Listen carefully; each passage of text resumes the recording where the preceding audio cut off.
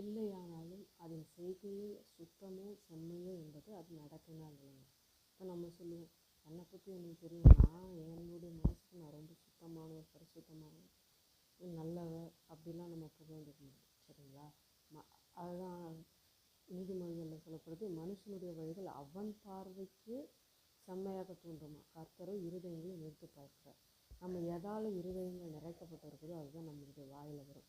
இப்போ ஒரு ரூம்லேயோ ஒரு இடத்துலையோ ஒரு நல்ல வாசனை உள்ள திரவியத்தை வைக்கும்போது அந்த வாசனை எல்லா இடங்களுக்கும் பரவும் போது அந்த வாசனை ஒரு முகமலர்ச்சி தரேன், ஏன்னா அது நல்ல வாசனை. சரிங்களா? அதுவே ஒரு அழுக்கு இருக்கும்போது அதுவும் எல்லா இடத்துக்கும் பரவும், நாற்றம் அது. சரிங்களா?